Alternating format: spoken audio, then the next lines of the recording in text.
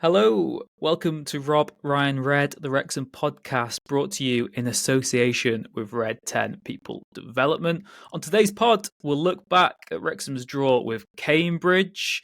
We'll take a look at the news that the Fanzone has been scrapped, well, at least those premium tickets for it anyway, and we will preview the weekend trip to face Bristol Rovers.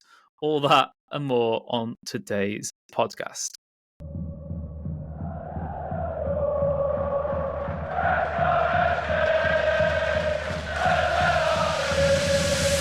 RobRyanRed.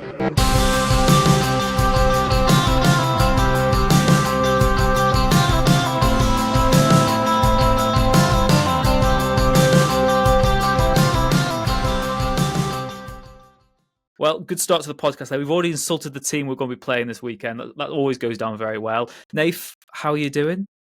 Good, yeah. I'm excited very much for the Bristol Rovers trip. Not Bristol City. I have been there at Ashton Gate, and who knows, Wrexham might be there next season if all goes well.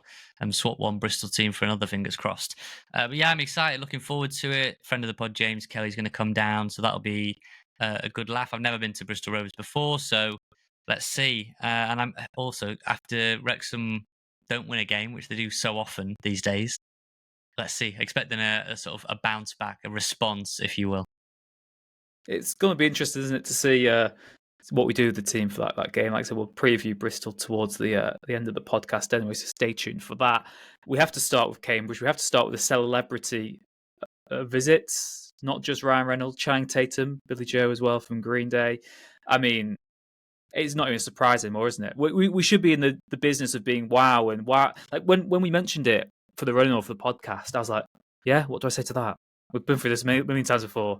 Just another celebrity. It's just, this is the world we live in. But a reality check on the pitch, perhaps. I felt like the last few home games, we could easily have dropped points, but didn't, particularly that Barnsley match. This one caught up with us. I probably should be outraged. I'm not bothered. Yeah, I wouldn't say I'm not bothered.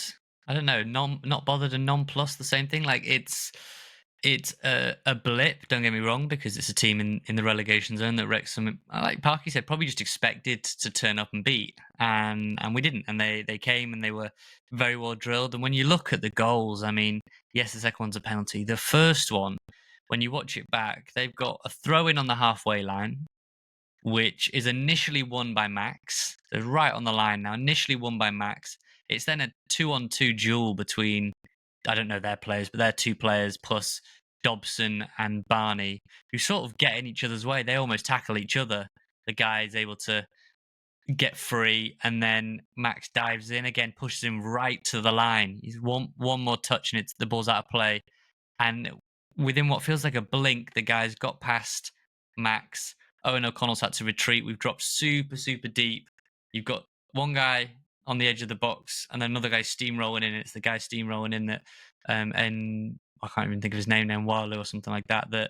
That puts it in, and you have to say, you know, when you watch that back, and when the coaches watch that back, they'll be asking themselves, how on earth has that goal been allowed to happen? You know, for a team that's been so defensively resolute, like how does a guy basically turn around on a postage stamp and get out? So I don't know, an avoidable goal there, and then the penalty is a penalty by Lewis Brunt. So yeah, not our finest day, but far from our worst either. It's just one of those games where I thought maybe there was too much complacency. Maybe if you're going to talk about the prospect of like this media circus around what we are as a football club, it felt like, even from our point of view, we both expected quite a comfortable home win. And I'm feeling confident this weekend, mate. I'm going to the Mice Gwyn. I'm going to have a lovely lunch, going to have a few pints. And then, yeah, hopefully going to watch Wrexham win. What are you thinking, score-wise? Ooh, I will go... You know what? Because it's our MO at the minute, I'm going to go Wrexham 1, Cambridge 0. Take our I'm going clean free. sheets. 3 for 3, mate. 3-0, I 3-0. reckon. And maybe it's just one of those kick up the backsides that happen. What I'd say is, you know, from being there, Cambridge did a job on us. They were so good that first 15, 20 minutes. I think they ended the game with 14 attempts in the entire match, 6 of those on target. We only had 4. I know people don't like to talk about this too much, but the XG, I think theirs was 1.52. Ours was 0.9. So I think that it was just a fair result, and I've not really got any complaints of it from that point of view. It's the team we would have played, the subs we would have made.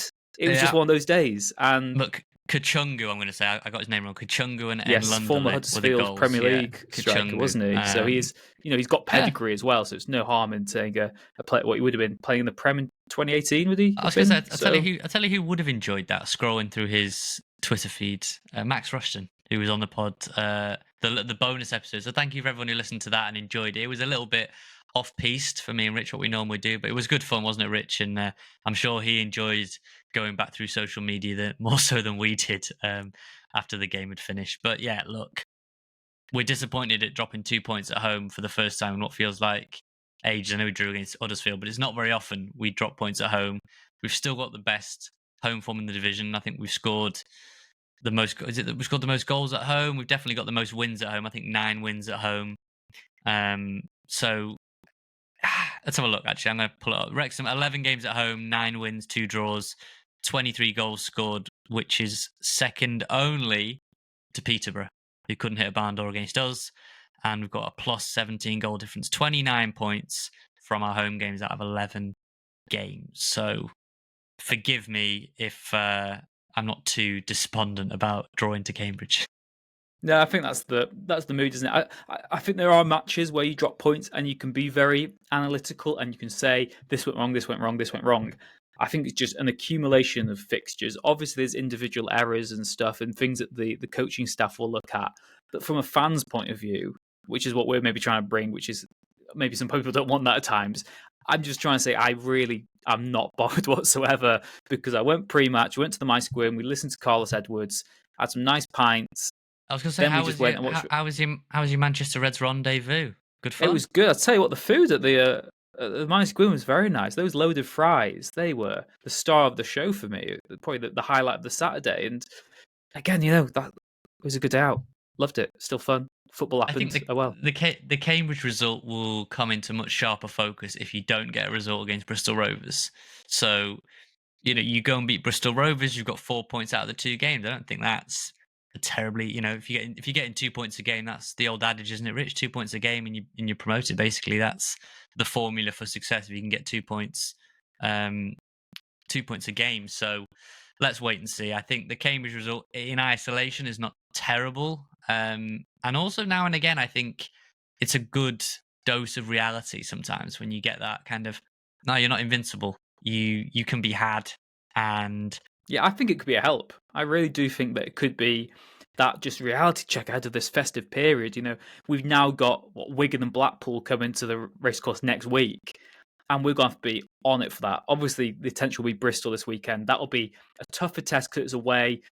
It's a team where there'll be a lot of angst, I think, between the two fans anyway, and the fact it's an early kickoff, which Jurgen Klopp hates, of course.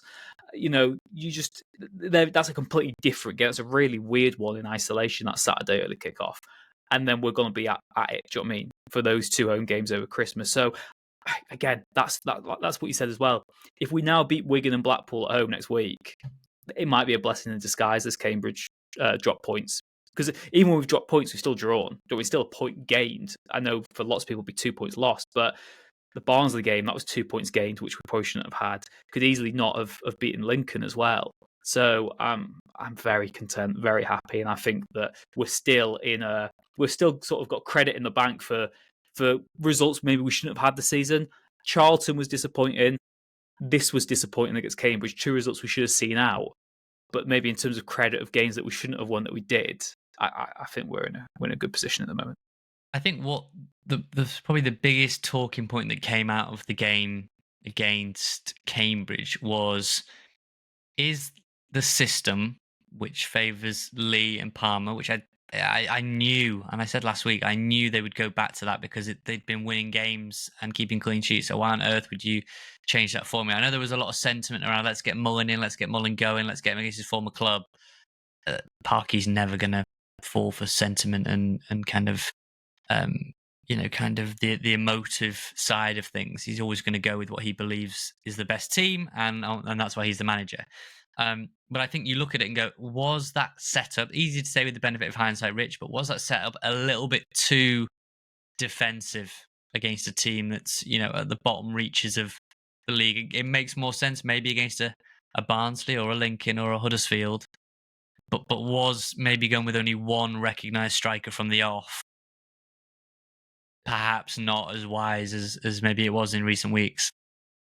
Hindsight's wonderful, isn't it? Yeah, it is. Yeah, it and is. I agree with you, because you can look at the recent results where we've only played one strike and we've won and say, well, it's vindicated there. I do think, and this isn't just sort of reactionary, because I think we did say this last week and maybe in the week before that, I still think that is the formation for away games and for when you play the likes of Birmingham, maybe the likes of Stockport or Wickham at home. You can play that. I know we've already played Wickham, but do you know what I mean? That's the formation. Go a bit more conservative with your approach, a bit more pragmatic. We knew Cambridge had the ability to score goals because they just done it against Shrewsbury. So it's no means undermining your opposition. But in black and white, you're hosting 22nd in the league at home. You have to be more offensive, I think, for that. And I know it might be a formation that's worked in recent weeks, but I really think that, again, this is hindsight and people might not agree with this. I would have just gone Palmer and Mullen from the off, because you've at least got two proper strikers on the pitch there. You've got two goal scorers, you've got two people who work so well together, and there should be more of an onus.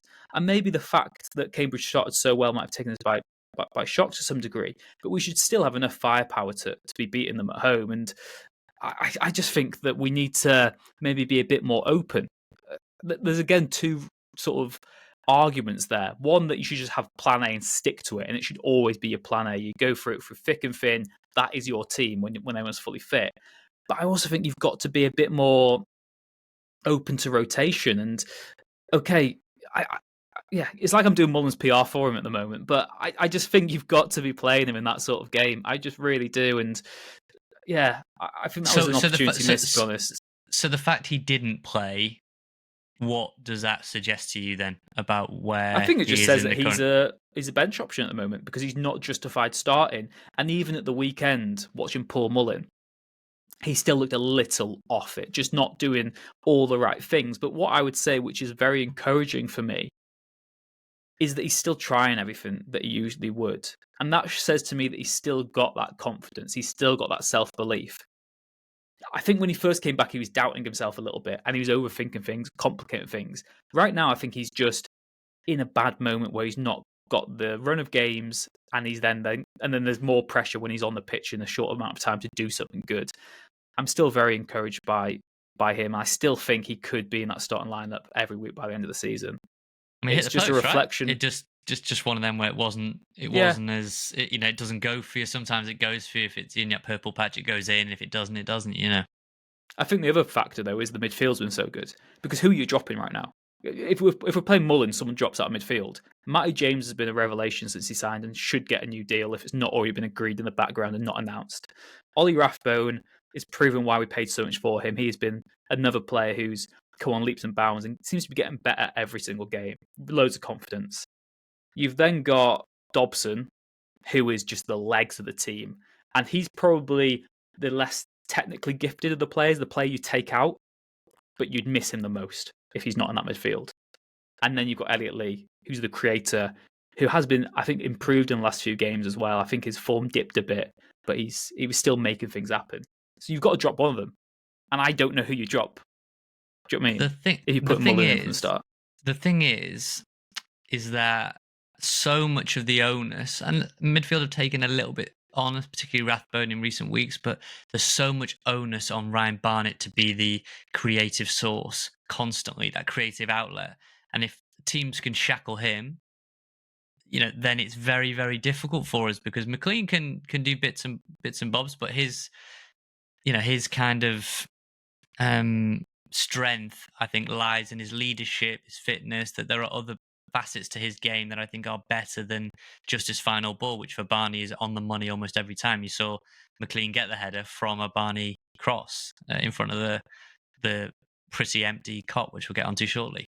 But that's where I do think Andy Cannon is so valuable, because I do think he and Elliot Lee are the most creative midfield options we've got. I think they're both a goal threat. They both can play between the lines. Rathbone is, you're saying Dobson's the legs of the team. I think Rathbone might have the best engine of anyone in there. Dobson's It sounds like a kind of pejorative word, but he's very workmanlike in his in the way he goes about it. You need key pieces. I think I said earlier in the season he's like one of the the key cog in a clock. You know what I mean? Like without it won't function. And Matty James is very nice piece. Very experienced, very composed. Plays the game at sort of a half speed almost because he's played at a much higher level.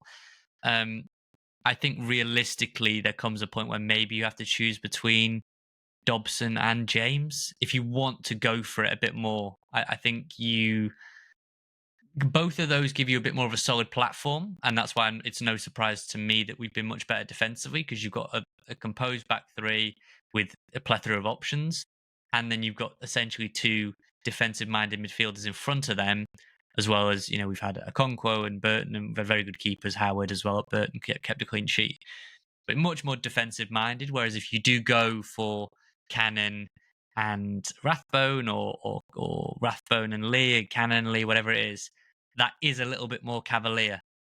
And that's it's a risk versus reward type situation. At Birmingham away, if we could do it over, you probably would go with Dobson, James, and Rathbone if we were to play that tomorrow. If you were playing, I don't know, Shrewsbury at home again tomorrow, I would probably say get as many creative goal scorers on the pitch as I could, and go for it, and try and knock them down basically. So we've said this so often, Rich. It's got to be where possible, a game by game type basis, I think. I also think that this formation right now, with the one striker, could work out. Could still be the absolute ultimate answer if that striker offers more of a goal threat themselves. If they're more of a complete forward, that's no dig at Ollie Palmer. We know what Ollie Palmer's good at, and he's still been very important this season. But do you know what I mean? If you had a profile striker we don't have at the club, to be honest, someone who can do a bit of the hold-up play, but can also have that turn of pace, what every team wants, someone who can do a bit of everything in attack, then I think that formation could work in the midfield. Wouldn't have to change. So yeah, Rich, we've got an email here from Ned, which sort of links into what we were saying. There's another one as well about formation, which I'll read those two. So remember, you can email us, RobRyanRed@gmail.com, as we always say. So thanks to Ned for getting in touch. Ned said, what Palmer is good at is facilitating direct balls from the centre half as the striker to the other striker. At the moment, that is Lee, who is not an orthodox striker, but an attacking midfielder. And the problem is he's usually too far back when Palmer receives those balls forward. So what to do? Mullen is looking really bad at the moment. And also, if Mullen was firing, does that mean Lee drops to the bench? Rathbone has his spot at the minute and he's killing it. We have this amazing depth, and yet Parky never seems to use it. During the Cambridge game, our defence looked anxious. Could this be due to them not having 100% faith in Mark Howard, or was it just a bad game all around? With our keepers out till the middle to late January and not having a working strike partnership at the moment, these 2 months are going to be hectic. What do you think then, Rich? Do you think Ned's been a little harsh there, or do you think he's sort of on the money with Lee, being a little bit too far back to players? It does leave Ollie Palmer a little bit exposed with, like you say, not a huge goal threat in him. Yeah, I just think that when we've seen Ollie at his best, he's had Mullen basically he's been the facilitator for Mullen. He's made those runs. He's had the hold up play, made the space for him. And I think that Lee gets stuck in between two minds of his role as an attacking midfielder and then as like a support striker. They're two very different things, and the positioning is slightly different for each, what you expect it to do. And I think Lee as well, from his tendency of playing in like a 4-3-3, or no, it's a 3-5-2, sorry, but he's in the midfield three. He had more responsibility to track back, and I think he's still maybe a bit guilty just because of the position set change of doing that. But now there's less onus on him having to track back because you've got protection from the midfield. I'm laughing at an email from Rob, who we read out one of his emails previously, Rob Tillman, who, when managers this Rob, I don't know whether Rob, thanks for getting in touch. And he's also called this "Behold the Way to Promotion," so I shouldn't doubt it really, Rich. But Rob, I think you might have been playing a little bit too much Football Manager or Championship Manager, because Rich, he's proposed Wrexham go with a 3-1-3-1-2 formation, which I've never heard in my entire life following football. I'm just trying to do the maths. That's enough players, though, yeah?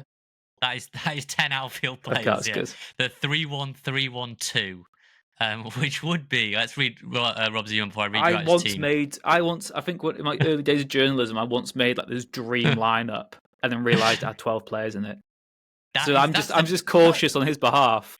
That's the dream. 12 players. Yeah. That is the dream. So Robert's put, I've created a graphic of the formation and filled in the players that I believe are a must in certain positions and left a few slots blank. Not positive who should fill those roles, so feel free to fill them in yourselves, and I would love to get your opinions on my way of thinking. Behold, the way to promotion, the 3-1-3-1-2. P.S. Imagine if we really splash the cash on a few championship level strikers. We have proven that 3 in the back can work. The clean sheets and goals against speak for themselves. Have fun with the graphic. Hopefully, I've given you two awesome individuals. That's his first mistake in the email. I've given you two awesome individuals something to talk about. Well, Rob, I'm going to read your team. So remember, Rich, he's given us the nailed-on players in the position. So he's left the goalkeeper blank. Now, let's say, for argument's sake, to speed it along, we'll say that's Arthur Okonkwo when he's back fit. He's left 2 out of the 3 spots in the back 3 free, only going with Max as a lock. Any initial thoughts on that? So at the moment, the formation is 1. It's a 0-1. Okay. It's 0-1. So do you think that's a little bit harsh on some of our other defenders, or do you think it is only Max is the lock? Oof, that's a good question. Again, I feel like it's those partnerships that we've spoken about previously. I think O'Connell and Brunt right now really do complement the way we're playing, but I love what Scar has to offer. I just love that sort of no-nonsense approach. I'd maybe say O'Connell and Max, to be honest, because O'Connell could play one of the side ones as well if required. And I think the other position should be Brunt or him, but yeah. Okay, up for grabs. So then so that's the 3 at the back. We're leaving 1 blank. The 1 in front, the screener, George Dobson, he's gone with over Matty James. Then the 3 in front of George Dobson, McLean, blank, Barney.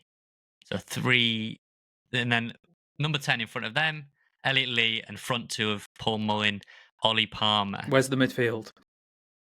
So the midfield is Lee, Dobson, and one other. Well, he's basically a 3-5-2 then, isn't it? It's essentially a diamond, 3-5-2. A diamond with Lee at the tip, Dobson at the base, Barney in McLean out wide, and then 2 more in the middle, which would probably need to be but you need legs in there at that point. Probably a Rathbone, probably a Cannon, both of those. But rather than say 3-5-2, which sounds very 2022, 2023, bring on the 3-1-3-1-2 is what I'm saying from Rob. Thanks, Rob, for getting in touch. That was good laugh, good funny email.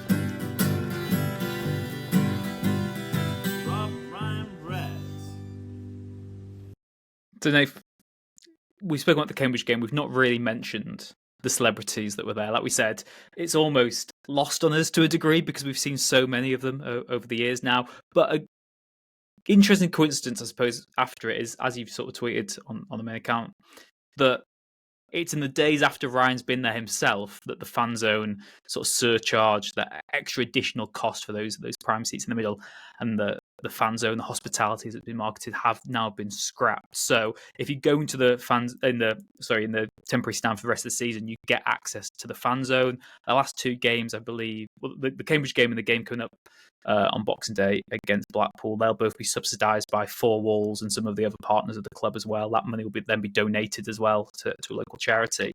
So it's an experiment. Maybe don't begrudge the club for taking a punt on it, because why would you not try and get more money for your product, which is obviously very much in demand? But particularly as the winter months have drawn in, you're in arguably the worst seats in the house because you've not got the cover and you're charging that surcharge for it. It never really sat right with us. We called it out initially anyway, and we're not sad to see it go, are we? No, it took them long enough. And it's, in my mind, it's absolutely no coincidence that Ryan, Channing Tatum, Billy Joe, the rest of them looked out to that stand behind the goal and saw huge numbers of seats empty. And it's gone.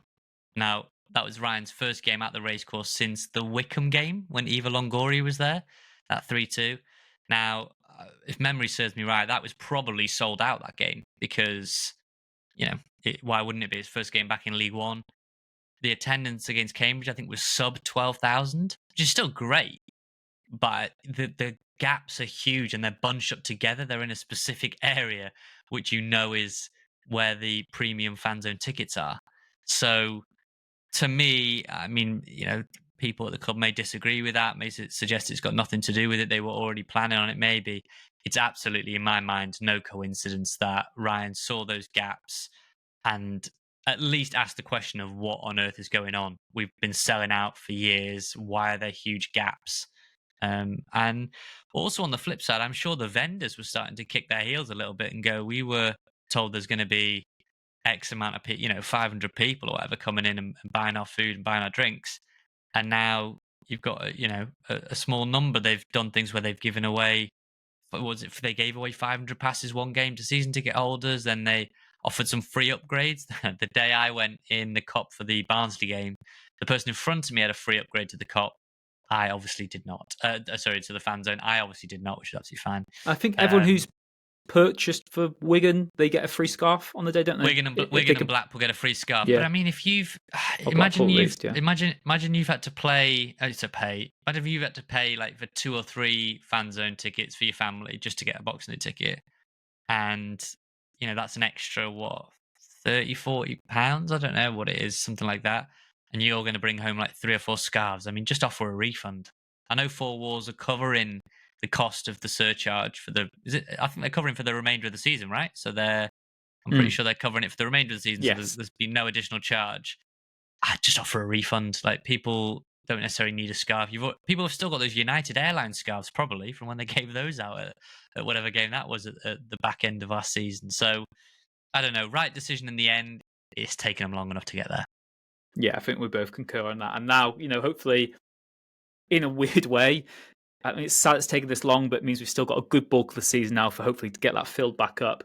And hopefully as well, make the temporary stand a much better and more, appealing choice for some people now, because the cost is what it should be originally, but you've hopefully got some better facilities there as well to use. So, yeah, not the ideal situation, but hopefully we've come to the right conclusion on that one.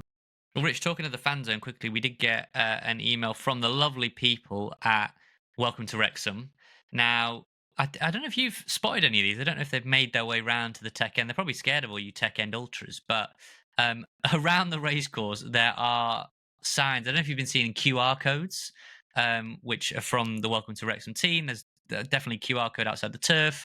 There's one outside the fan zone, I think, or a couple. There's one on the Butty van at the turf, all dotted around. And basically, they're trying to get more fan involvement into the docu-series. So you might make it into the doc. You might make it in more than I do, to be honest, because every time I seem to take a week off, I don't get in, and that's the episode they choose.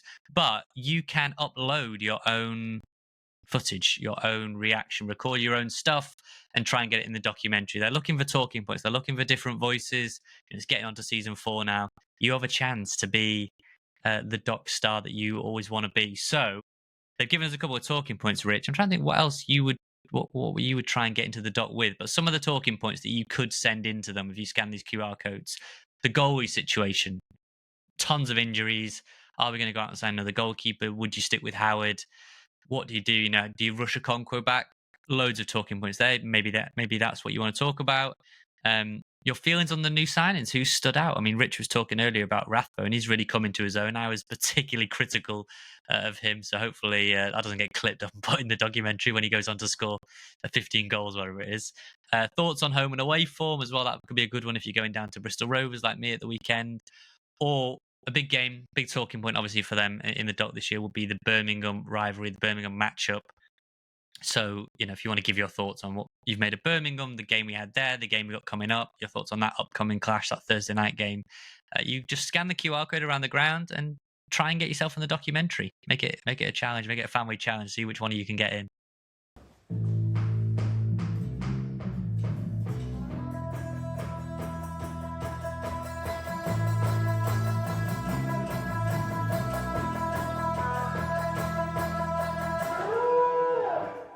Right, now, speaking, you mentioned there of the injury situation. Phil Parkinson spoke to the press this week. He issued an update. Wrexham were in reserve action as well on Tuesday against Salford. Encouragement there from a performance point of view that George Evans, played over an hour, didn't he, for the club? Very interesting to see as well, maybe where he fits in, because there was a George Evans-shaped hole in the squad and my heart while he was absent. Matty James is there now, though, and it's interesting to see what the dynamic is. I still think if you can afford to keep him, then it's better to have even extra cover in midfield just in case you lost someone, particularly at the moment with sort of 5 recognised midfielders in the lineup. Well, 4, sorry, actually, isn't it, in terms of with Lee McLean counts. But yeah, injury news. Parky said that Arthur Okonkwo will be seeing a specialist in midweek, so there might even be a development on that today if you listen to the podcast when it's released, maybe before the weekend as well. Rich, Bolton. I was going to say they definitely arrange all these scans. I mean, everything's arranged around our podcast, surely. I mean, it's got to be, isn't it? That's part of the mantra at the club. Just get everything out on a Thursday. You really do think they hate us, don't you? Yeah, I think they fully have meetings about releasing news on a Thursday. Yeah, no, but yeah. So Okonkwo, let's fingers crossed though. Just on him quickly. Yeah, let's hope it's healed well and he can be back for maybe Barnsley on the 1st of January, New Year's Day. That'd be a perfect start to the new year. So I think that'd be an optimistic target, maybe, but a good one if it's healed fine. It's also interesting, isn't it? Maybe you can rush a goalkeeper back a bit quicker than an outfield player, just because with a wrist injury, with a broken wrist. It's a tough one. I mean, do you know what I mean? It is a tough one because ultimately it'll come down just to how he's feeling about it. You think, and his confidence. If he's worried, you don't want to be playing within yourself, do you? And worried of another injury. So I think a lot of it will come down to when Arthur kind of feels ready himself in terms of it being, a wrist injury. If he feels that he's got sort of full function of it. Luke Bolton and Will Boyle still both sidelined with different independent problems for themselves. Truthfully and rather harshly, neither of them really in the first team reckoning now either. But Virtue Trophy, Port Vale away again. We must mention. So we've called it twice. Crewe and Port Vale, we said it would be the opponents back-to-back rounds. I mean, didn't quite get Port Vale at home as we said, but we're on a roll. We should get the lottery numbers next week. Yeah. Well, if you can give them to me anyway beforehand, we'll probably get half of them right. George Evans, like we said, returned from injury. Interesting as well. James Jones, he's still sidelined with his foot injury that he picked up in that game. Marriott, ahead of schedule. I think initial prognosis we said would be sort of February, maybe back end of February, given that he had the 4-month layoff initially after he tripped over the sprinkler and broke his ankle. Again, that surely comes into reckoning with our next talking point, which is January transfer, because that is a matter of days away now. I know people count down to the end of New Year. For us football fans, it's the count towards the January transfer window opening. And we've both said, on record that we'd love a new striker. What happens, though, if Jack Marriott is available to return in January? Do you still dip into the market? Or are you... What are you sort of anticipating from Jack Marriott when he returns? Do you think he's going to be able to start playing again, start scoring to the same output he had at the start of the season? Or I think that's probably an unfair and unrealistic expectation because he broke his fibula, right? So that's essentially broke his leg. And it takes time to get those reps in and build yourself back up, and that's when the season is at a real sort of fever pitch moment, right? Like you'll go into those final few months. That wouldn't change my plans at all. I think they will have already been thinking about January long before this. You kind of got this fitness boost about Marriott. I think you still go and spend 7 figures, like I said, on a striker. And go for it because this is your chance. This is a huge opportunity, and I also think I would try to be a little bit slick and a little bit clever with Dundee United. Now they desperately want to sign Sam Dalby, who's top scorer in the Scottish Prem. I would try and get money for him in January. I would look at a recall, as in to try and call the bluff on teams. Look, he will have value. He has value right now. In a couple of months' time, he will have 0 value to Wrexham because he won't be at Wrexham. His contract will have ceased. So, if Wrexham can get a couple of 100,000 for Sam Dalby, why not? I want to ask you this because this is one of the main talking points in the Manchester Red WhatsApp group. It feels like every time he scores a goal, there's a notification to tell us that. I still think some of the fan base do believe he should be given a chance because look, he is actually scoring goals. That's more than most of our strikers have managed this season. The counter argument, of course, is what is the Scottish Premier League? What is the true gauge of that level? I know there are some incredible players in that league. You look at the ones that Birmingham signed, but Scott Bowden was scoring goals in the Scottish Premier League. Louis Moult had that season when he was scoring goals for Motherwell quite well, and he was like the best guy outside the old firm for goals. Doesn't mean that they were suddenly sort of League One and in Championship level, because that's the factor in this. It's not just we need a player for right now. We need someone who can potentially do it in the Championship as well. And I know Sam Dalby's done excellent for Dundee United, and this isn't trying to insult them, but is he good enough for what Wrexham might be aiming towards? I personally don't think so. Two things. One, he's scoring more than anybody at the old firm. So I think there are players there at Celtic. Furuhashi is a fabulous footballer who could be in the Premier League. Ollie Palmer said he'd score 10 goals a season for Man City. Put him in the Scottish Premier, he scored 40. I think he scored 15 goals. The thing is, let's just say you decide you do want to bring him back. Let's just say, you know what, we want to reward you. You've done really well on loan.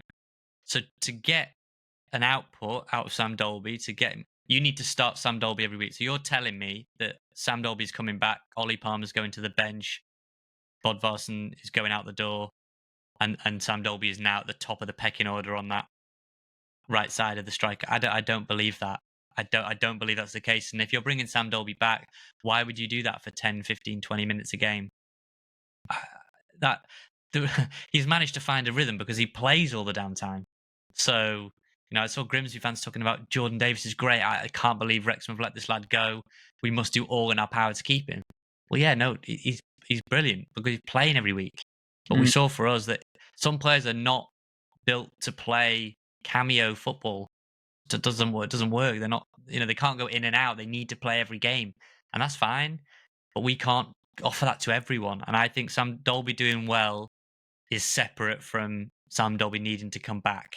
I don't think they're mutually exclusive. I fully agree. He's the star man at Dundee United right now. He'll come to Wrexham and be fourth or fifth choice striker in a formation that plays one striker. I know Parky really does like Sam Dalby. He really believes he's an intelligent footballer who has a lot more. And Parky will not be surprised by what Sam Dalby's doing at the moment.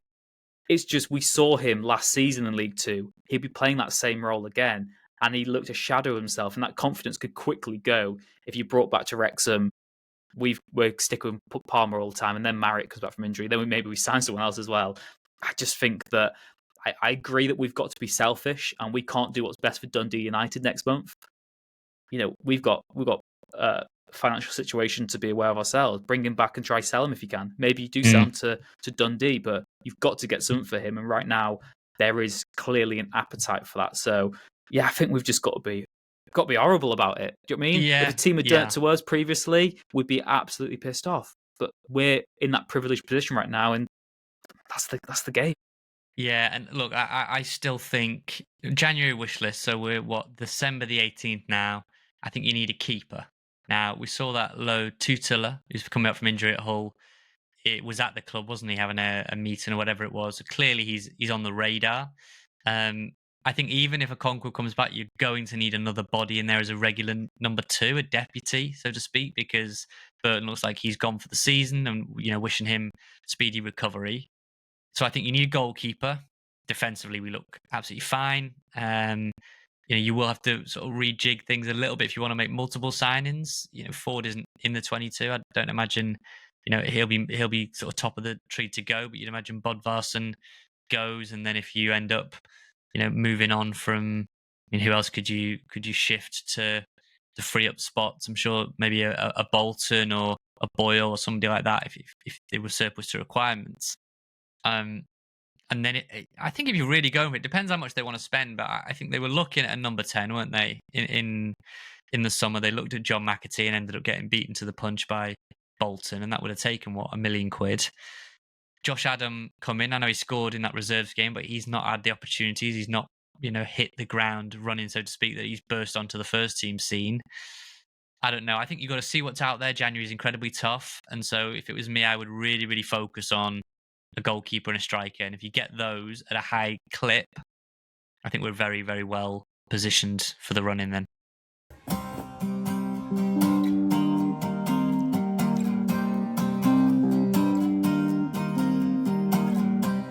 RobRyanRed. Right then, finally, the trip to Bristol Rovers this weekend, and I'll keep it short and sweet because Dan Hargraves, who is the Bristol Rovers reporter for Bristol Live, joined me earlier in the day to reflect on what has been a bedlam, a hectic week there, where they've sacked the manager. Matt Taylor's been sacked. Have they got a new manager in place just yet? No, they haven't. Not when we record this. So we shall see Lee Cattermole, formerly of Sunderland, former Sunderland captain, in interim charge alongside, I think it's Dave Horseman or something like that. Who knows? They might be gone by the time this comes out. But Bristol Rovers down on their haunches. They were expecting maybe a top 8 finish this season. They're hovering just above the relegation zone. And here is what's been going on with the help of Dan Hargraves. Right, Bristol Rovers this weekend. I'm very excited, although when I saw the news that Matt Taylor had been sacked, you get that sort of feeling in your stomach, new manager bounce potentially. But I've enlisted the help of Dan Hargreaves, a Bristol Rovers reporter for Bristol Live, to unpack what is those classic weeks, Dan, where as a fellow journalist, it can be very quiet. A manager gets sacked. It's bedlam. How are things for you? Yeah, you've pretty much hit the nail on the head there.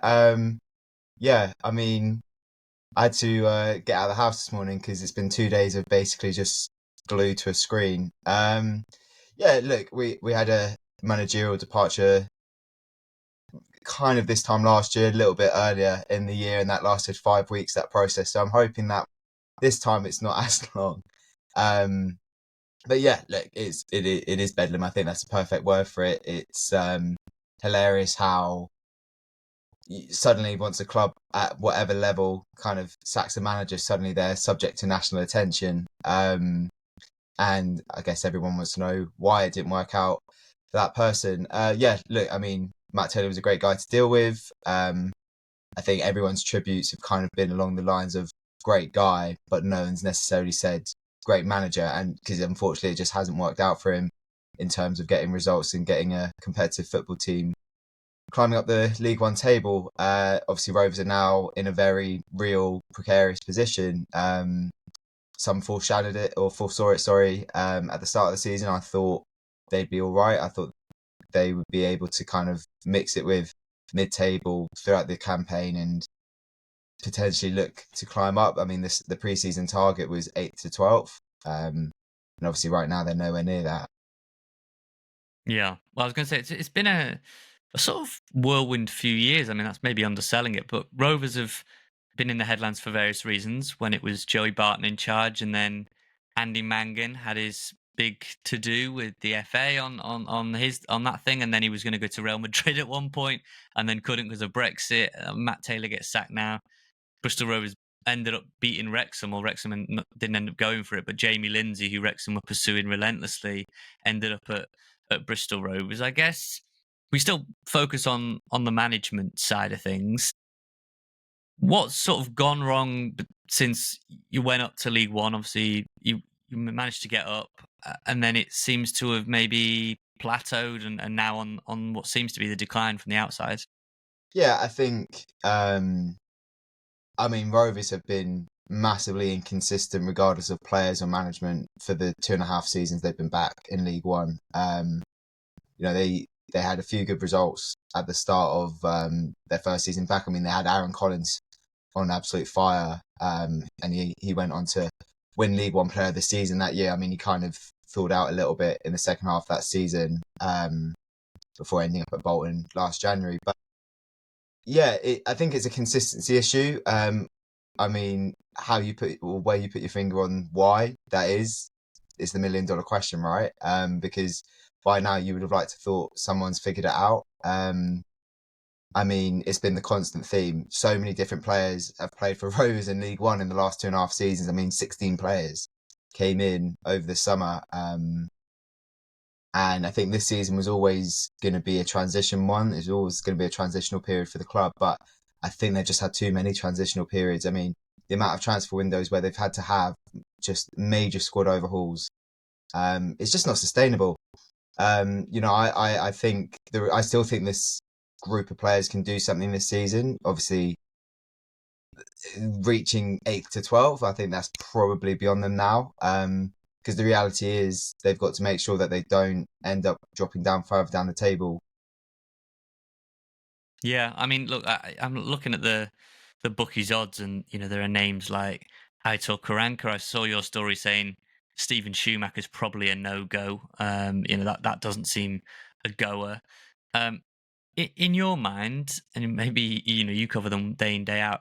Is it an attractive job? Do you think? Because some of these jobs, like we've seen Burton recently, and some of these jobs are quite hard sells to managers of a certain caliber. I think it is. I mean, look, with no disrespect to Northampton and Burton, I think they're very realistic in the sense that once Rovers had sacked Matt, it was the most attractive League One job by some stretch. The ownership have proven that they've at least got enough money to invest to bring 16 new players in on decent enough wages for a mid-table League One side. But it's a case of who wants to come in and deal with the relegation scrap, because obviously something's desperately gone wrong.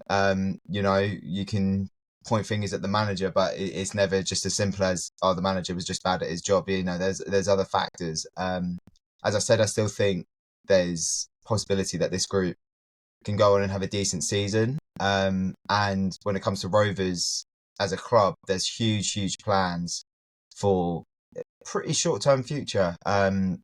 Massive plans to expand the training ground and add to the stadium, add capacity to the stadium, redevelop the memorial. But all these big plans of improving infrastructure, trying to get into the Championship within the next 3 to 5 years. The focus right now has to be making sure this team is in League One next season. It's all well and good selling this big picture, but at the end of the day, what you do around the football club, whatever happens on the pitch dictates what happens around the football club. So, yeah, they just cannot afford to drop into League Two with some of the money that's been spent. So, yeah, I think it's an attractive job for someone potentially cutting their teeth. I think you'll look at it as, it's a great fan base. It's a great city. Sleeping Giants probably a little bit hyperbolic, but it is a big club. It is a big club for the level that really shouldn't have been in the third and fourth tiers for as long as they have been. I think it's over 30 years now since Rovers were in the second division. They deserve to have had at least one season up there since then. On the pitch, then, if we look at a positive and a negative, if I start off with you're saying that the expectation was 8th to 12th, they're not around that at the minute. They look more in a relegation battle. What's going wrong for Rovers to not be picking up the points? Because to lose 2-0 at Birmingham, there's no disgrace there. We lost 3-1 there. Many teams are going to lose at St Andrews. But there are other games where I know Rovers fans online were particularly disappointed with the nature of the performance. Where's it not clicking? Where's it going wrong? Goals. They just simply cannot score goals. They've had some really good defensive performances this season, in fairness to them. I think, look, they were struggling when Chris Martin couldn't play at times last season. He scored 16 goals. Without him, I think they probably would have gone down, which is, a big statement. But I think if you look at the numbers, it's probably right. He single-handedly won them in points with his goals, while they were incredibly leaky at the back. So Matt Taylor, in fairness to him, said that was the first priority, and he had tightened it up. I mean, six clean sheets in 19 games. It's kind of near a 1 in 3 ratio. It's not terrible. It could have been worse. Josh Griffiths, is the goalkeeper we've got on loan from West Brom, has been best player easily, and that tells the story. This team just aren't scoring goals at the moment. But not only that, it's not a case of they're being wasteful with chances. They're just not creating. They're not creating. I think it's 2 or 3 shots on target in the last handful of matches. It's getting to a point now where their ball use is just nowhere near the standard. And it's a strange one because there are good players in there. I was quite excited by the signing of Isaac Hutchinson. Had really good numbers in League Two for Walsall last season. Obviously would have played against Wrexham, I guess. Shaq Ford was really exciting for Leyton Orient on loan from Watford last season, and we were really pleased that we were able to get him on a permanent. I think there's way more to come from the likes of Real Satiriou and Promise Omacheri as well. So there's players there. And what will be fascinating to see on Saturday is whether a managerial departure is kind of, I hate using this terminology because it suggests that the manager was doing a particularly bad job, but release the shackles. It'd be fascinating to see if the shackles are released. You know, I know for a fact that interim boss Dave Horseman is not going to be pleased, not at all, with kind of the standards of this season. And then Lee Casmole is someone we don't know about yet, but as a player, we all know the Sunderland captain he was. I'm sure he wouldn't be accepting some of the stuff that's been going on recently, but they just can't score goals, and that has to improve. Yeah, the mentality thing from anyone who doesn't know, listens to this, that doesn't know Lee Cattermole, have a look. Very, very hard-nosed captain, as Dan knows, at Sunderland, drove incredibly high standards, which I'm sure he will rub off on Bristol Rovers. I guess if you're looking for a positive, and Wrexham have not been perfect away from home, improved of late, where are the kind of, you mentioned Shaq Ford. I know there's a lot of pressure really on, is it O'Donker up front that's got to, really got to get the goals. But where could Rovers, if we catch them on a good day, where could they hurt Wrexham, do you think? What's the best chance of that? Yeah, no, I think it's fair. I mean, like I said, I think there's talent there. They've proved it. I think it's, their best performances have been when they've started strongly. They've pressed well. They basically suffocated their opponents. In fairness to them, the results at the Mem haven't been bad this season. I think the kind of overriding feel at the moment is gloomy because they were so poor in their last home game against Blackpool 3 weeks ago. But generally, they haven't been that bad at home. They've been able to compete with the vast majority of teams that have come down, or be better, really. So I think if they start well, kind of press, almost suffocate Wrexham, if you like, getting the first goal is huge. It's so cliche, but at this level in particular, the first goal is always massive. And I think that's what the fans will need. I think this team really needs to start well on Saturday. Maybe get a few chances away, a few shots away.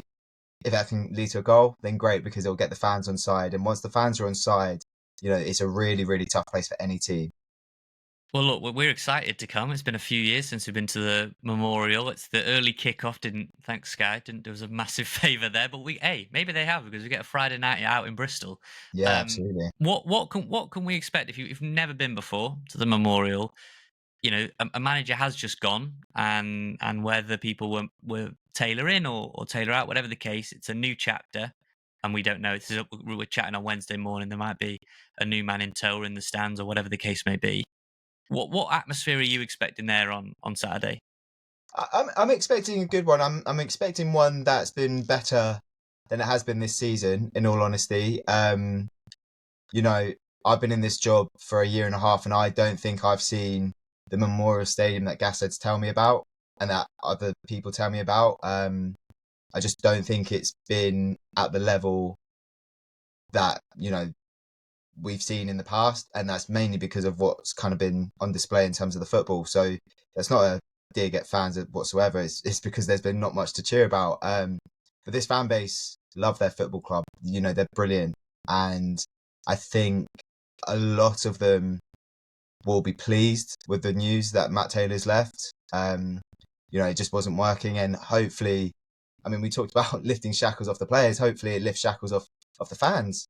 Potentially, I think they'll be looking to get behind their team. I think they'll be particularly noisy, but how long that lasts completely depends on how well Rovers start. Obviously, if Wrexham silence the crowd, if you like, then it could get pretty cagey, pretty toxic quickly. But vice versa, if Rovers start well, then it could be a really, really difficult place and atmosphere for Wrexham to play their best stuff in. Look, lastly, then, it's a very tough league, and that feels a bit like an understatement. You look at like Charlton, who are 14th or 15th or whatever they are, Rovers down in 20th. A lot can change. January's around the corner. We're hoping for big things. I'm sure Rovers will be looking to do a bit of wheeling and dealing and maybe get some more goals in the team and get a new manager. What do you expect now rather than hopeful? What do you think the season has left for Rovers? Do you think they will still be in this relegation dogfight, or do you think they can figure it out if they make the appointment and they get that right, that there's actually, like you sort of said, there's a lot of talent in this group that's gone untapped so far? Yeah, I mean, look, it completely depends on the appointment. So I don't know about putting out a straight prediction on record, but I think. But you were saying Yeah. about an appointment that cut in their teeth. Do you not feel that would be a gamble in and of itself in such a? I do. I massively do. I mean, if I'm there picking the new manager, I'm going for someone experienced. But I'm obviously not making that decision. Maybe the ownership will hear this. Yeah, look, I think it's not going to be a top half finish for Bristol Rovers. I'm pretty confident about that, but I still think they can pull themselves out of it with. I mean, we call it a new manager bounce, right? I think every club gets that. And I just think that the appointment has to come in quickly, because this is a great time if you are going to have that bounce, because you've got loads of fixtures coming up in quick succession. At the same time, if you're kind of waiting, you're uncertain, you're playing a lot of games and you can miss out on a lot of points, and it could get worse. I think it will get worse before it gets better, but I would be extremely surprised if this is a League Two football club next year. I do think they will have enough to stay up, whether that's by the skin of their teeth or a bit more comfortably. We'll have to see. But touch wood, I think they'll be staying up. Well, look, all we want is one more week of misery, and then you can go and then you win every game if you want. 100%. Yeah, so we're more than happy. So, look, if you're listening and you're interested in what's going on at Bristol Rovers, I know quite a few people are always interested in other League One teams, what's going on. Dan's socials are in the description. You follow those, and we can get all the updates on the having covered clubs where managers get sacked, bedlam as I called it. So say hello if you see me at the Memorial Stadium, and follow Dan's work for all the updates on Bristol Rovers. So there you go, Rich. I mean, they were expecting maybe 8th to 12th finish. They're just above the relegation zone, precariously looking over their shoulder. And when you look at it, they've got some good players in there. I mean, Shaq Ford, who I think was at Watford. He was quite highly rated. Jamie Lindsay, who we were really looking at for a while, going to break our club record transfer fee for from Rotherham. They turned that down. He ended up leaving for free. And it's amazing, isn't it, how quickly things can unravel for you when you think it's all going to go. They brought in 16 new players thinking this is going to work. And look at the clubs who played recently. Burton, 23 players signed or something. 16 players. And Wrexham have stuck with a lot of their players, and I think Bristol Rovers have found that you can't necessarily just chuck a lot of mud at the wall and hope it all sticks. No, I was thinking this when I was watching the Cambridge game at the weekend, that for all the money we've spent recently, there still is that sort of non-league feel to our squad in the best possible way, because they know each other so well. They know what's expected of them. They know the style of play. And I really do think that it's something that's so unquantifiable. And we've seen it before when unfashionable teams, get promoted to the Premier League, and you don't know half their squad. But it's because it's players that the manager knows, and they're so well drilled to the club sort of DNA, if you want that sort of cliche. You look at it springs to mind sort of Huddersfield, Ipswich, Luton, sort of these teams who were getting promoted, and I just didn't know who these players were, but they were players who played for them in the Championship. And yeah, I think that I would say I don't think there's a team. There's maybe a handful of teams in League One who would have been looking at an 8th to 12th finish, because that's just top table. I mean, not many clubs would start the season and say, yeah, we're looking to be in the relegation battle this year. That's what we want to do. But it's the nature again of how well we've done. I think it's a compliment that Wrexham are doing just so incredibly well, even if you feel that we've dropped off a little bit of recent weeks and we're not in those automatic places. Like, this is a crazy position we're in, and I think it only sort of compliments us further to what we've done. In terms of this weekend, I don't want to be Scrooge, mate. It's just the fact it's an early kickoff. Come on. It's the fact it's an early kickoff, and it's Wrexham away from home. Are we reverse jinxing it? Because last week we were talking about clean sheet records, 3-0 Wrexham. You said, I think I said 1-0 Wrexham, and then look what happened. And look what happened. We conceded first. It all went belly up. So I'm going to go, because they've looked okay at the Memorial Stadium. I think they've looked fairly solid defensively, also playing a back three. I expect us to tighten it up a little bit. So I'm not expecting a high-scoring game. I'm going to go 1-0 Wrexham, just get the edge on it, I think. You know, I'm going to speak it into existence. Paul Mullin comes on, finally gets that goal that he's been crying out for. And Please, Wrexham please, get out of there. please. Wrexham get out of there with a 1-0 win. Paul Mullin gets his goal, and we have lift off going into Boxing Day. I won't give you my prediction then. Enjoy yourself. You'll be going. Enjoy yourself if you're going or wherever you're tuning in from across the world. And as always, as Nave said, let us know if you want to get anything on the podcast, RobRyanRed@gmail.com. A note though, because of the quirks of the festive schedule, next week's we'll still do a podcast next week. It'll be a sort of 2 previews we're hoping to do, the Wigan game and the Blackpool game. It hopefully stands the test of time for both of them. Maybe a bit less analysis of Bristol Rovers just because that time of year. And the week after, we're after a video editor, aren't we, Nave? Because we want to do our big fat quiz of 2024. That should be like a New Year's special. And then we'll be back to normal sort of the 6th, the 7th of January. But if you're a video editor and you can help us out, we just want some nice production values. We're going to do a big fat quiz of 2024. Nath is working hard on the questions. One of those that we might even like premiere the video live on YouTube. So if you wanted to watch it live, you could sit around, do that, play along on the quiz in real time. But yeah, video editor, paid work. If you can help us, make you look a bit jazzy, because Big Fat Quiz of the Year was a success last year. We listened to you. It wasn't multiple choice last year. We will make it multiple choice this year just to make it a bit easier. I think it'll be 52 questions, 52 weeks of the year.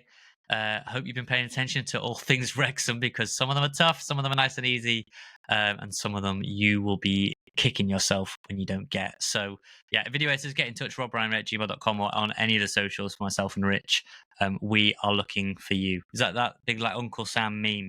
Not the poster. Your country needs you. Your podcast needs you. Your podcast needs you. Yeah. So yeah, let us know, and if you know someone, send them our way. Thank you very much, as always, to Red 10 People Development for their continued sponsor of the podcast, and thank you to Wrexham-based band Hypnotic for the music that stings. Thank you. Merry Christmas. Take care, and we'll see you again next time.